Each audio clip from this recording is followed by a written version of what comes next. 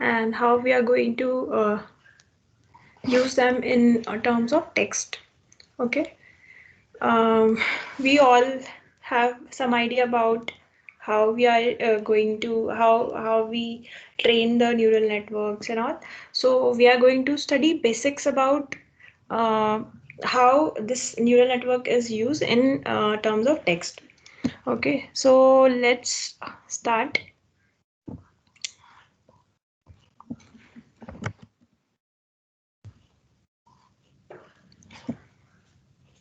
So before starting about classifiers, let's discuss about logistic regression and logistic regression classifier, or maybe a softmax classifier for multiple classes. So logistic regression is instead of, so when we are trying to do a multi-class classification, we'll talk about softmax classifier. So I'm going to discuss over here is softmax classifier.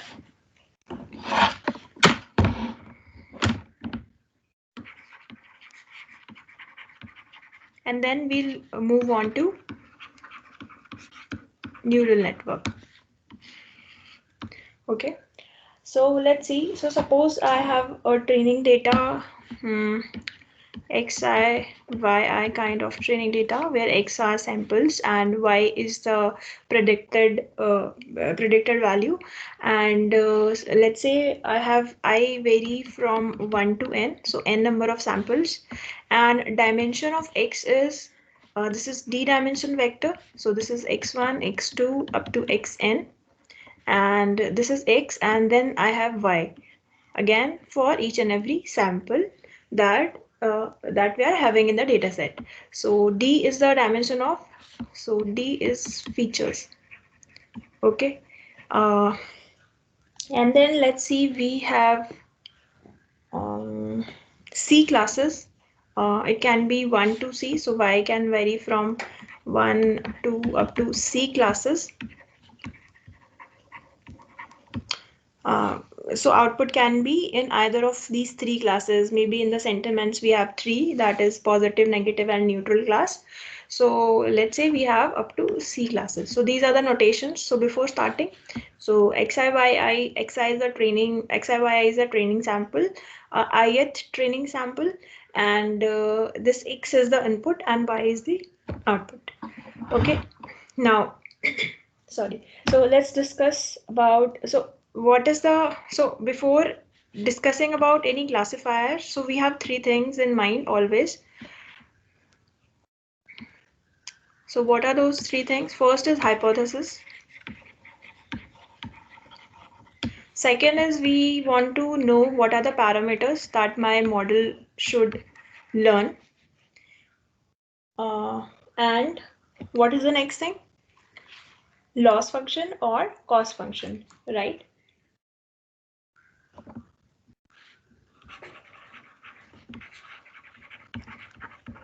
So we are going to discuss these three one by one. So what is the hypothesis in a logistic regression classifier? If let's say theta naught up to theta something, maybe k, we have parameter. So what is the hypothesis for logistic regression classifier? Anyone?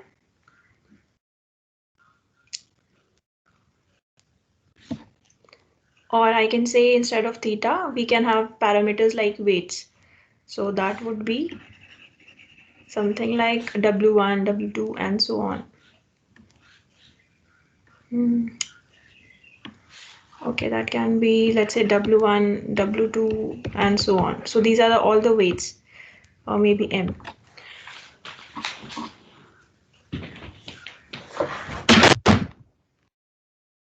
So what is the hypothesis? So that is W theta is theta T X, right? We multiply these two. So W into X plus B in general scenarios. So W and X are the weights and input training samples, basically metrics. The whole matrix consisting of all the weights and all the inputs, right? just give me a second.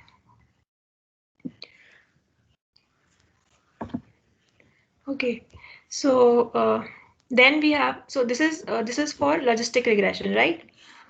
In general scenarios, what are the parameters in this case? So that is W, which is W1, W2, and so on, right? And what is the loss function in case of logistic regression? J theta is equals to something we have calculated, right, previously. So today we are going to talk about, instead of logistic regression, we are going to talk about softmax classifier. Now this the only thing that is changed over here is in softmax classifier we have multiple outputs, like multiple classes C1, C2 up to Cn, right? So hypothesis will be for this will be,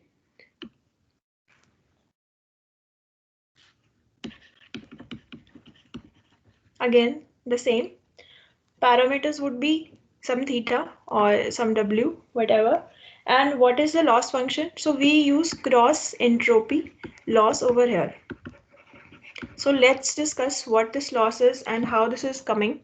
So before discussing this one, first of all, we have to understand what is the instead of this, how, what is this W and what is this X. So this is a matrix for all the weights ranging from 1 to all the dimensions D. So if I am having D parameters, so that is we are this will range from W1, W2 to WD, right?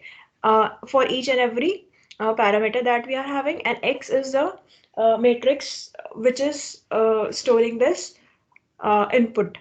Okay, then next is, okay, so after this, first of all we have to see what is softmax function and what is the role of this function. So we know that suppose we have neuron.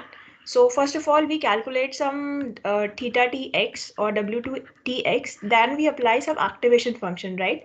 And that activation function over here is softmax function.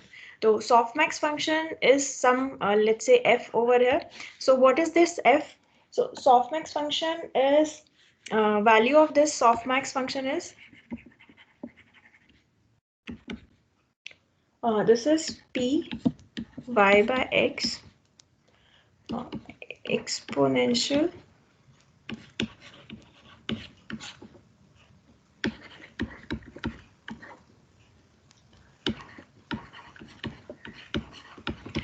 So what it is giving is, in logistic regression is this was 1 upon 1 plus e to the power minus z, right? And z is nothing.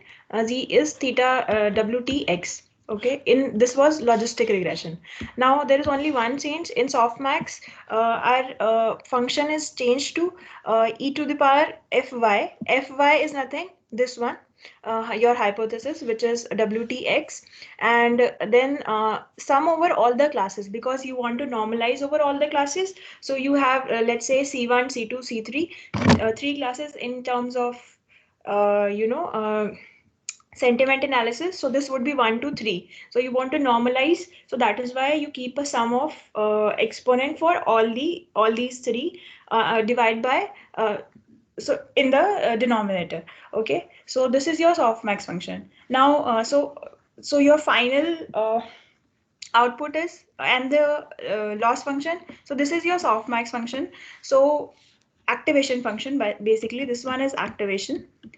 So whatever it is giving as output, you will have to first calculate this wtx, then you have to calculate softmax, then you will get some value over here. So some inputs are uh, x1, x2, these up to xn, you are having some inputs. Some parameters are applied, w1, w2. Also, there is one bias parameter, and these are all the inputs. W2x is calculated, then you will apply your activation function, which is a softmax function. So you will get some value of this neuron. Now, after this, after you have applied this, you want loss function also. So what is cross entropy loss? So in general scenarios, if you have a look at this cross entropy loss, so cross entropy is nothing. In a general scenario, what is cross entropy? So this is basically difference between two distribution. So using cross entropy, what you calculate is, you calculate suppose you have a P distribution and you have a Q distribution. So probability distributions P and Q. So P distribution is suppose your original distribution, maybe your true probability. Probability, let's say you have C1, C2, C3 classes. So what are the chances that, so if you are originally if you want that this sample xi yi is x1 y1 is belonging to class C1 is 0.9 and zero point 0.1 and 0.1, right? This is your true probability, and maybe this is your predicted probability. And then what is your true probability? So you wanted this to be 1 and 0 and 0, right? So this is predicted, this one is predicted, and this one is your true probability, right? So this is how so in cross entropy is nothing. So it's just a comparison between P and Q, true probabilities and predicted probabilities of each of these classes. Okay, so equation for this is in general scenarios is this.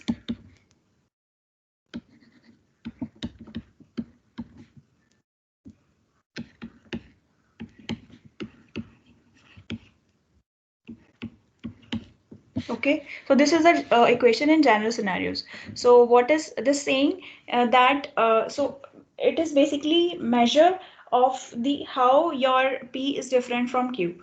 It is calculating that. Now, if sorry, this is QC.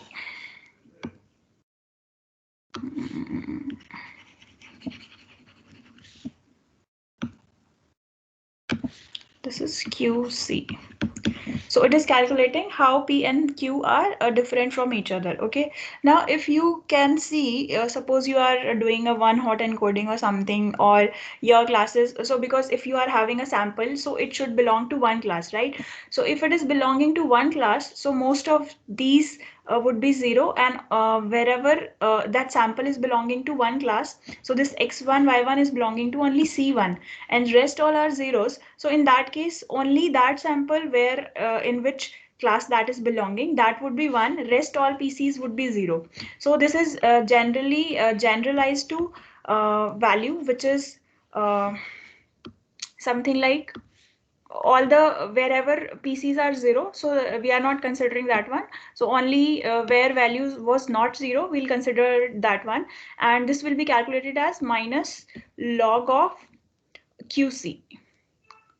QC, C is the class where it was present, where the sample was present. Okay, rest all classes were 0. So this is the general equation of a cross entropy loss. Now let's go back to that softmax function over there. So we will use this equation. Basically this is the loss equation. So we'll use this equation over here, and we will say, okay, so my loss function is nothing, it's just I'll take the loss function cross entropy loss, and this is just the minus log of whatever probability it was predicting, true probability. Okay, so that is, sorry, QC, so that is whatever it was predicting. So it is minus log of QC, and we know that it is predicting this. This is your activation function. So basically cross entropy losses, cross entropy loss is nothing. You can say J theta or JW, which is equals to minus log of whatever Py by X it was calculating. So that is exponential of Fy by sum over all the classes you want to normalize, because and this is your final value. So these three things you need to remember. So whenever we are talking about softmax classifier, first of all, we are having a set of inputs xi's and yi's, and dimension of xi is d dimension, and we have parameters like w's, and we have loss function or cost function, which is cross entropy loss, and which is represented as minus of log of whatever softmax function was there. Softmax was our activation function. Now after we have done all this, what we want to do is we want to minimize this loss. So our goal is to minimize this loss, right? So whenever we are training, so we want to minimize this cross entropy loss so that it should predict So probability of predicting y given x should be high or should be close to what what was a true expected value of that label. Okay, so this is softmax classifier. So any doubt about this?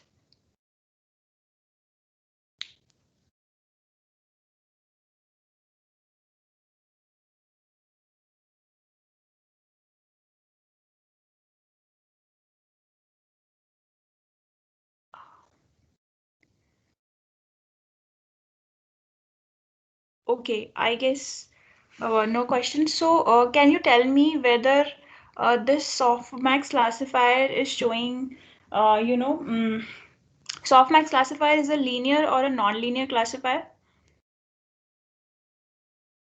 Logistic regression is linear or non-linear classifier?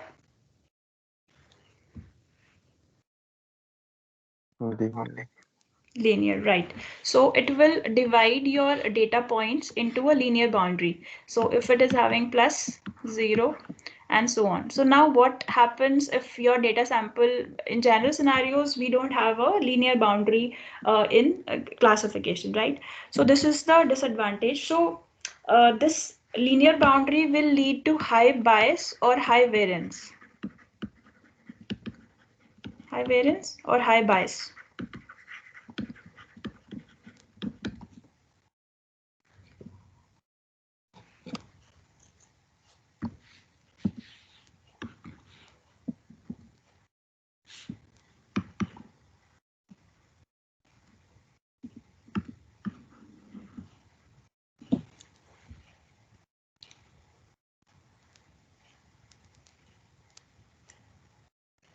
Okay, so bias is underfitting.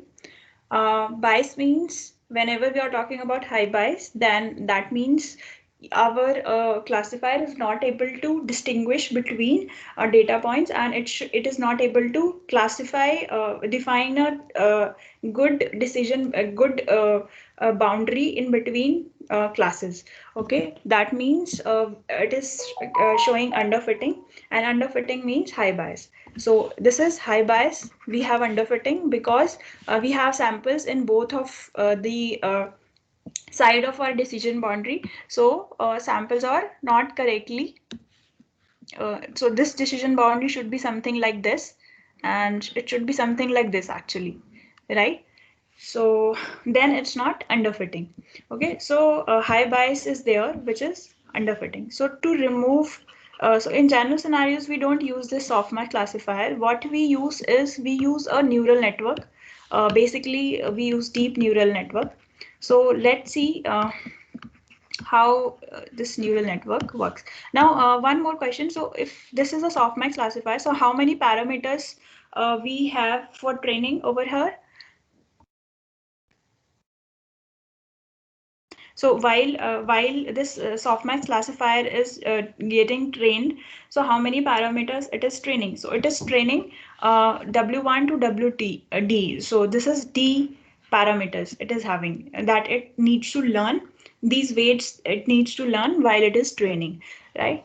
Now let's move on to this neural network classifier. So in this neural network, it's nothing, simply just one neuron where you are having again WTX, and then you are having activation function, and that activation function you can decide it can be either logistic. So in logistic you have 1 upon, so again hypothesis is WTX, and logistic parameters are W1 to whatever dimension you are having, WD, and then you are having loss function.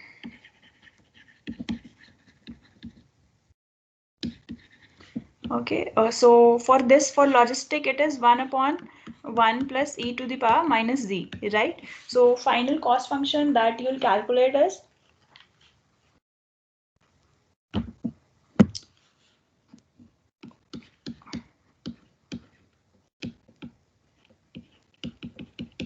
then you have to take log of this, and you have to normalize it with the number of training samples. So sigma is equals to 1 to n and something like that.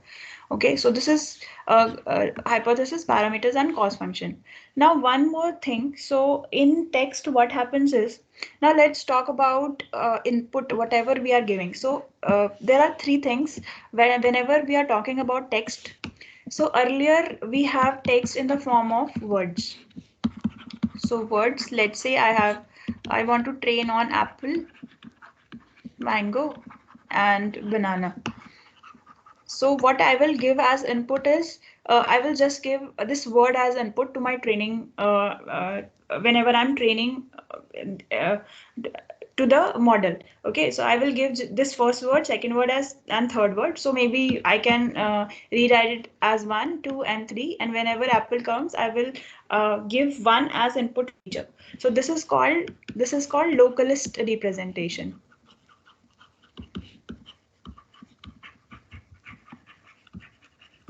Okay, then later one more approach came. We have discussed this one. So second was binary representation, or we can say one-hot encoding, OHE, in which what we do is we take the size of that vocabulary.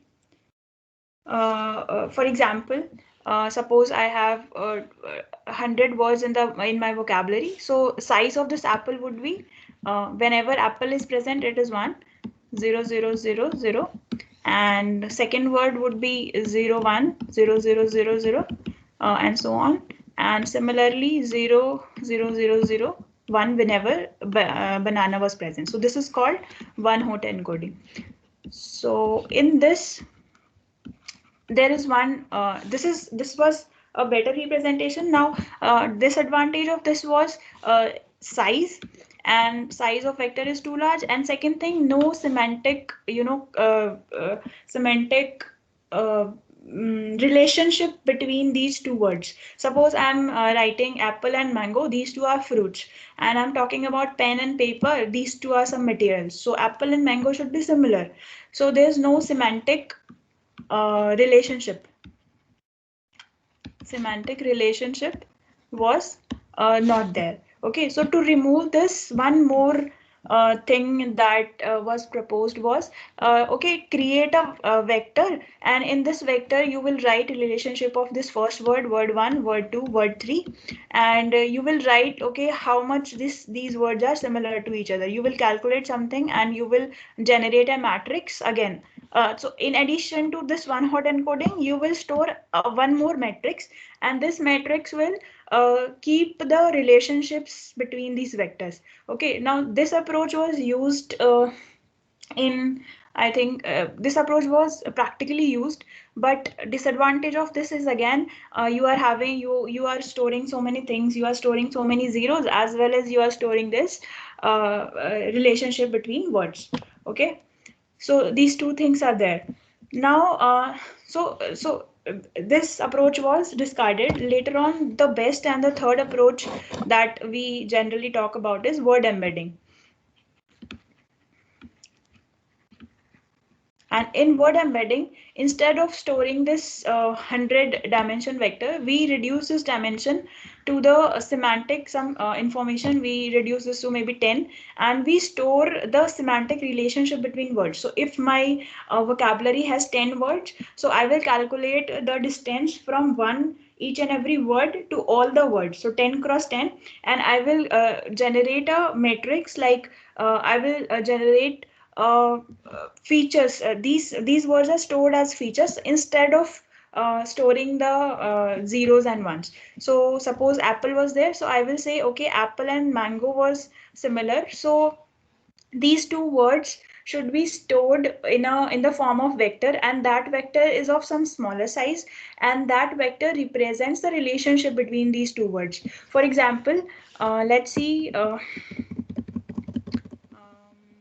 suppose I have this apple. So apple is represented by, this is my vector space, which can be n dimensional vector space. So this is my first word vector, maybe apple. and somewhere here it was mango. So initially I will give some random values to apple and mango and guava. I will give some random values, and this word vector is nothing. This vector is nothing. It is just a sequence of some values: 0 0.1, 0 0.3 and 0 0.5, let's say. So three-dimensional vector is there. Sorry, three values are there in this vector. And then we have a mango. And mango initially, let's say we give 0.91 and 0.98. So these two vectors are quite different, right? So initially while training, we'll give some random values in these three vectors. Now, for apple will be represented by this three-dimensional values vector like 0 0.1, 0 0.3 and 0 0.5. Similarly, mango. Now, what happens is, suppose we have other word, maybe king or queen. So king or queen are again similar. So let's say it was similar to, let's say, apple 0 point random, because I have allotted random values. So let's say it was 0.25 and it was 0.45. So king is similar to apple according to what why I have allotted randomly. But what I want is king should be similar to queen, and apple should be similar to mango, right? So what I want to do is I want to reduce this angle between apple and mango. So this is again whole complicated process. Maths, there's maths behind it. How do we reduce this angle? So what we want to do is we want to reduce the angle between these vectors, so that these vectors become apple and mango become similar to each other. So if initially mango was zero point 0.9 and 0.1, 0.0 and 0.98, so if it was that, so I want to retrain this, and I want to adjust these weights, embedded weights, and I want to make them in such a way like so that these two words would be similar. So this is so up till here word embedding is nothing. It's just we are storing vectors for each and every word, and for each and every word we are storing its features so that it represents better the relationship between itself and other words in the data set. Okay, so up till now everything is clear.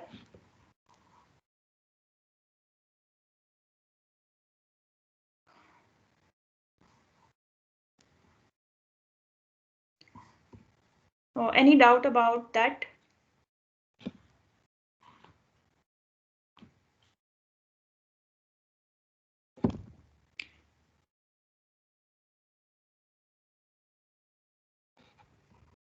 Okay, so let's see. So when I'm talking about parameters in NLP, because I want to train these weights W1, W2 up to WD, all the dimensions.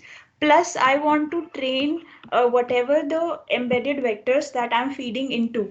Okay, so I want to train them as well. So that those vectors are also called as given as input. So parameters in NLP are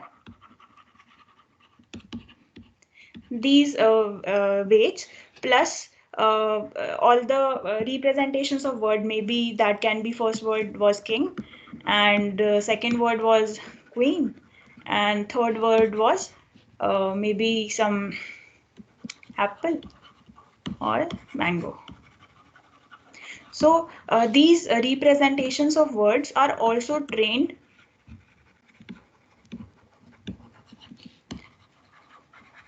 along with the model parameters. So that is the only difference while we are training. So in addition to what the dimensions that I'm giving as input in the model, I'll also give these embedded vectors as input, and they'll act as features. And as soon as I keep learning, so this distance, whatever the distance was between apple and mango, so aim is to move this vector this way, or either move this vector this way in such a way that angle between these two is reduced. Okay, so this is how neural networks for NLP works.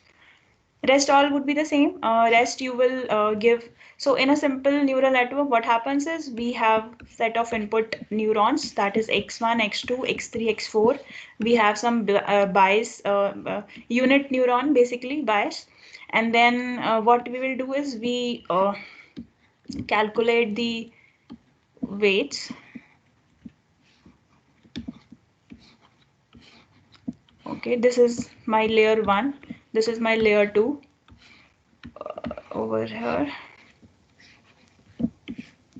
and then I will have a final layer L3 that will generate a, so working of this, each and every neuron would be same, like we have WTX over here, and we have activation function, which is logistic regression function 1 upon 1 plus e to the power minus WTX whatever.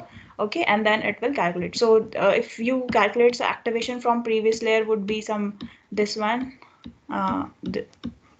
and activation would be from layer 2, A3 2. Okay, so this way it works. So simply, so you will train from left to right. You will, in addition, you have one more layer over here, which is called embedding layer, and this embedding layer will consist of these parameters. So whenever if you are training, you will just add one more embedding layer, and which consists of the parameters of these uh, representations of words. Okay, so that is, and you will train it and you will do back propagation using the cost function, and the cost function is the same that we are using for logistic regression.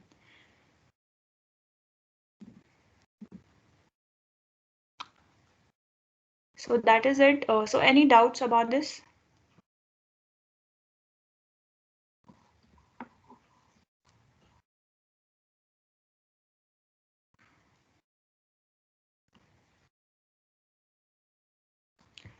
Okay, so let's have a look at the, so this is what is represented in this PPT, where we have some training data, and input can be words, sentences. These exercise can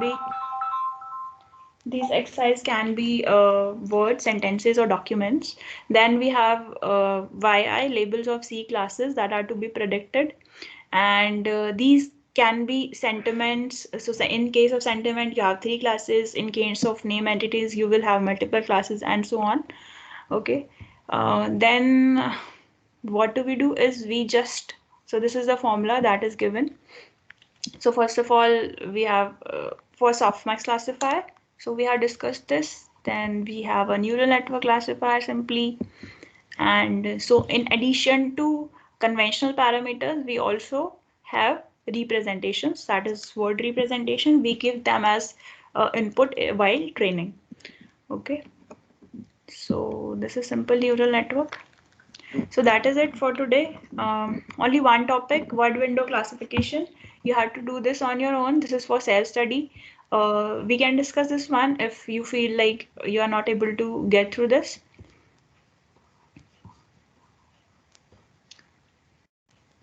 That's all.